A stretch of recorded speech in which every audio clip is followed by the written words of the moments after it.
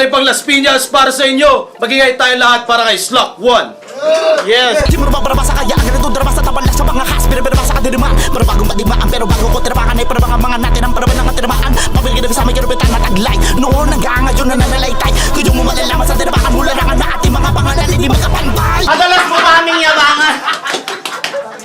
Madalas mo ba aming yabangan? Doon sa motor mo na Mio. Kailangan kasi may motor nun eh. Madalas ka ba aming yabangan sa motor niya na Mio? Porkit yung motor niya di alarm free o preno. Quality yung motor, nangangamuhan pang pinagana. Pag pinadyakan nyo ng Lunes, aandar Martes ng umaga. Yo, what's up mga kabattle? Welcome back sa channel at ngayon pag-usapan natin ang isa sa pinaka-creative at pinaka-unique na MC sa eksena, si Slack 1. Pagdating sa funny lines, hindi siya yung tipong pilit o corny. Kay Slack 1, natural ang dating yung tipong kalmado lang ang delivery, pero pag tinamaan ka ng punchline, automatic kagalpak ang crowd. May sarili siyang estilo, witty, sarcastic, minsan may pagka-weird na creative pero laging tumatama. Ang lakas niya sa timing, alam niya kung kailan bibitaw ng banat, kung kailan magpapahinga para mas lalong mag-sink in yung joke. At ang maganda pa, hindi lang basta patawa, may layer pa rin ng bars at wordplay sa likod ng mga linya niya. Kaya kung mahilig ka sa battle rap na hindi lang puro gigil kundi may halong katalinuhan at comedy, siguradong ma-appreciate mo ang mga funny lines ni Slack 1. Kaya naman sa video natin sa araw na to ay ibabahagi natin sa inyo mga nakakatawang linya na binitawan ni Slack 1 sa iba't iba niyang mga battle dito sa Flip Top. Welcome makulig sa ating munting channel. For today's video papanoorin natin ang Slack 1 Best Funny Lines. At syempre paalala ko lang muna mga clips na inyo mapapanood sa araw na ito ay ayon at sabot ng aking kayanan. At kung meron man kung hindi nisama ay mas mabuti pa sa mismong YouTube channel kayo ng Flip Top manood para sulit ang inyong panunood. So simulan na natin. Let's go!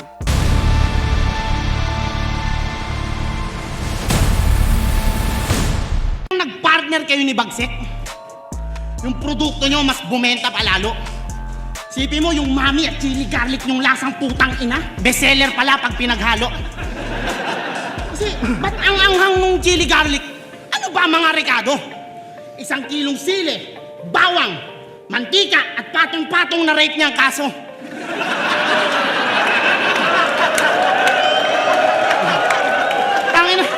Patong-patong na rate niyang kaso. In vitro, dinama yung pamilya niya, nauga, nagrebat, kaya galit agad. Sabi, gusto ba syutahin yung ate ko? Malabo ata, pre. Hindi ka na namin kailangan doon, may aso na kami. Uy. Grabe to. Ngayon, alam na namin nagsusyota ng aso yung ate mo. Ayok na yan. Tangina mo, sarap ng buhay mo ah. Tanggap-tanggap lang ng pera. Nagpapakasasa ka habang yung bayaw mo andun sa gate nakakadena. Ang ina ka. At ate kasi nito, dog lover. Pero pag yun nakakita ng ganitong klase ng tao, sa akin yung boboto. Kaya kahit galit ka sa 3GS kagaya ng sinabi mo kanina, tangina mo, magiging bayaw mo ako. No! Ang ina. Magiging bayaw mo ako. Kaya ano bayaw? Bago ako lumipat sa'yo, sa inyo, pag-usapan na natin to. Pumayag ka na kasi pag hindi, baka ikaw pa palayasin ko.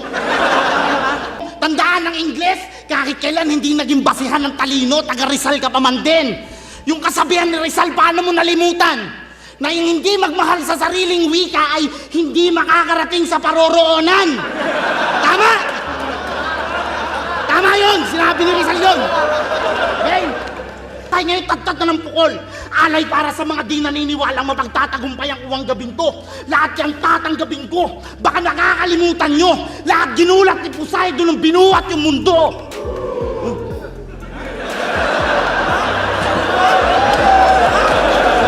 Poseidon? Binuhat yung mundo? Isa sa pinaka-underrated na lakas ni Slack 1 ay yung confidence niya sa pagiging iba. Hindi siya sumusunod sa uso, siya mismo ang gumagawa ng sariling lane niya. Kapag siya nga ang nasa stage, may kakaibang aura, parang chill lang pero ramdam mo yung control.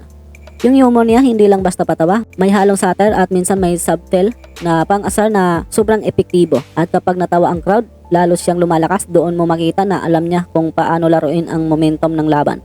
Hindi siya yung laging sumisigaw o agresibo pero kaya niyang pabagsakin ang kalaban gamit lang ang timing at creative angles. Kaya kapag slack 1 ang naka-line up, asahan mo may unexpected na banat na biglang sisira sa momentum ng kabila. Ang pangalan na parang fan sign kasi last time, nagdadala ng pantalon sa battle para merong pants line. Etong slack, di kailangan ng ganyan. Sa lahat ng komedyante, iba to. Pupuntos kahit salitang kanto lang na irarhyme ko sa putang ina mo. Pinanood ko uling laban na ito. Sabi niya, ano ba sabi mo, uling laban mo? Hindi ito nauubusan ng bar sa kada laban. Pusang itim nga, di ba? Ito'y everyday.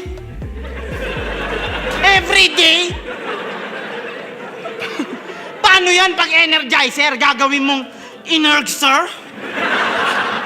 Yung motolite, gagawin mong mutulate? Ang kulit-kulit mo talaga, chocolate. Sana pag nagsalita ako, ganyan din. Kasi ang ganda pakinggan doon ng accent eh. Ang sarap mong paslangin.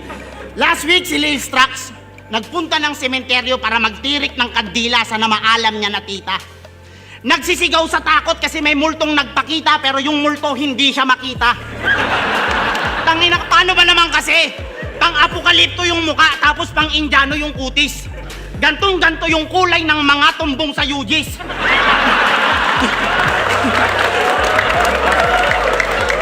Isa kang negro na hip-hop na nanggaling sa gubat na nadiskubre nila ECE kaya natutong sumulat. O negro, hip-hop galing sa gubat! Straight out a wrong turn. O wrong turn. Yung gumaganon. Pwede nga itong beatmaker ko yung FL Studio gawa na nun. Ace player na all-around player ang galawan ni Victor. Siya nare-rebound, magko-court to court, siya pa rin i-score. Maaasahan sa lahat. Pag maalat yung 3, perimeter. Tsak napuputok yung 2. Abanti na agad sa finals, Miami Heat versus Purok 2. Kaya lumaki kang ganyan kasi iniwan ka ng papa mo. Anong klase siyang ama? Sa bagay, kung ako tatay mo, kahit sa Rusi, isaswat kita. Kasi nanay niya nga eh. Pag nakikita siya, high blood, hindi na nagre-relax. Kahit sinong nanay naman, madedepress, makita mo yung anak mo, mukhang Betamax. Kaya yan. Hinold up to sa Manila, nung una niyang lapag. Nagpunta ng police station para magreklamo, kinulong agad. Isa pa sa mapapansin kay Slack 1, sobrang calculated ng mga funny lines niya. Hindi siya random magpatawa, may build up, may sit up, tapos pagdating sa punchline, boom, sabog ang venue. Minsan pa nga yung simpleng facial expression niya, dagdag impact sa joke. Alam niyang gamitin pati body language para mas tumama yung linya. Kaya hindi lang bars ang puhunan niya, performance din. At ang maganda pa, kahit comedy heavy ang style niya, hindi mawawala yung battle element. Marunong pa rin siyang mag-angulo at mag-call out ng weaknesses ng kalaban habang nagpapatawa. Kaya kung usapang witty at entertaining na MC, isa si Slack 1 sa mga dapat abangan palagi sa stage. Etong angulo na to, wala akong ibang pinagkunan na info, kundi video ng laban nila ni Terdy kung gaano siya kayabang dun sa intro. Tangina, binanata ni lubog ng mga baog bars. Nauga naman tong unggoy na to. Nung nalaman niyang tagilid siya, binunot yung huling alas at ang sabi, paano ko mabubuntis yun? Itomboy ako. Boom! Last card, activate! Yan. Bago ako magsimula, meron lang akong surprise quiz. Game? Sinong MC ng flip top ang kumantot ng PMC ng Modus na nakasagutan ni Bugoy tapos walang ganto? A. Beatroom, July 2024. Or B.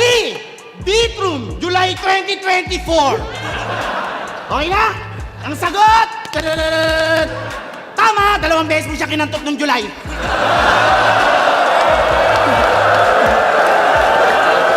Enggoy ka. Kasi grabe ka lumamon, bayaw. Hindi na yan gawain ng rapper. Sa sobrang mong patay gutom hanggang sa Brit meron kang peanut butter. Puta nga na, napanood yung buraot ng battle sa sunugan. Sabi niya, mukhang sa kabaduyan yata, pare, nasasanay ka. Pas ngayong gabi, dala ko'y puro pasabog. Subukan mo mag-cover, sigurado makakatay ka. Puta, ina mo! Hoy, dalang pasabo pag nag-cover, makakatay na. So, anong pinantatatag nyo sa sibuyas? Gatling gun.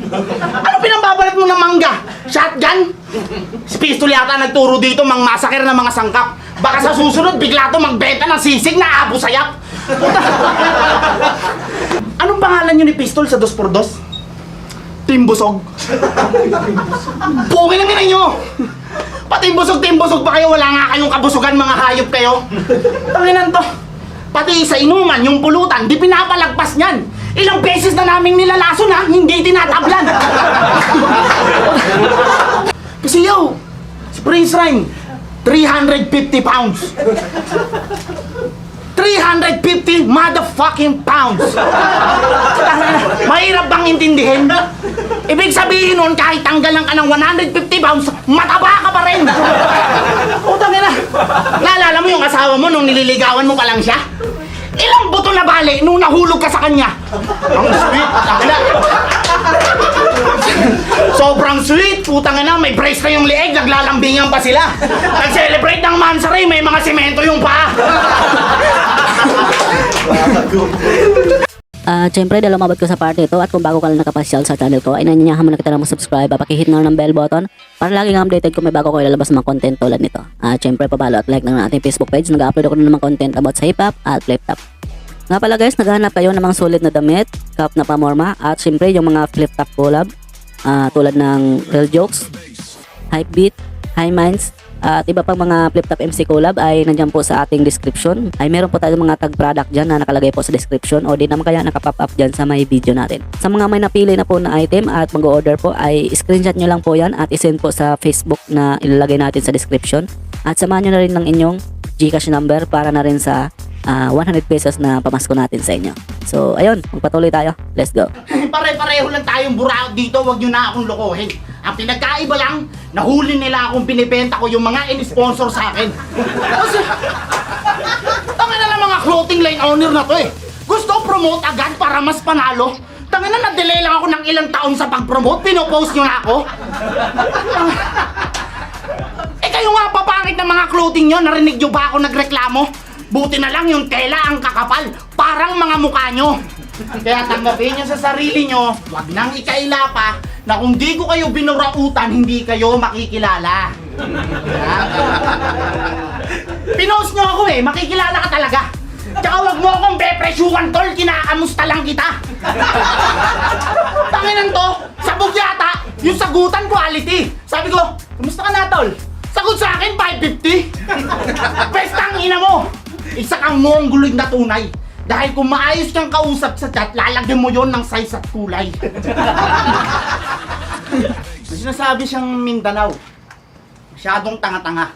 Puro freestyle nga alam eh, natural, madalas mawawala. Yo, Des, joke lang. Ako po si Slakwan. Hindi po ako buraot, di ako ganun humasin.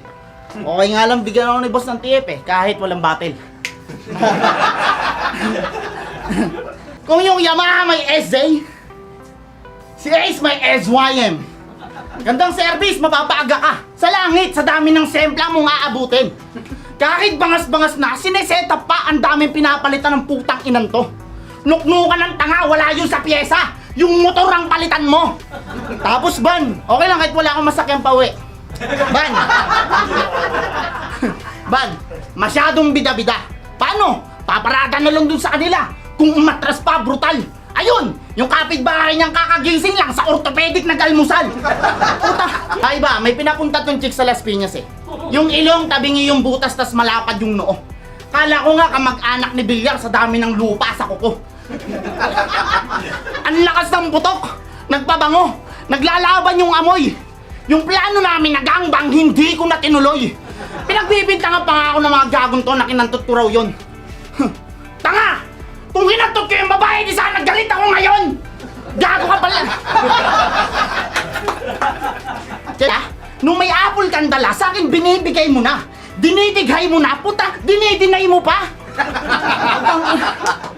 Lakas kasi lumamon ang puta, tigilan mo ang pagkakain.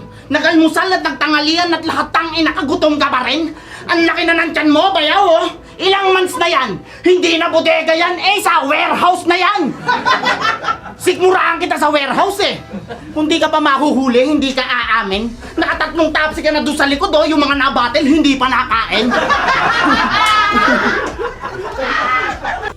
At yan nagtatapos ang video natin for today. Sana may natutunan kayo at na-enjoy ninyo ang content na to. Kung magustuhan mo, don't forget to like this video. Mag-comment ka na rin sa baba kung anong gusto mong makita sa sunod. At syempre, subscribe mo na rin ang channel para lagi kang updated kung may mga bagong uploads natin. Maraming salamat sa suporta. See you sa next video. Keep safe and stay awesome.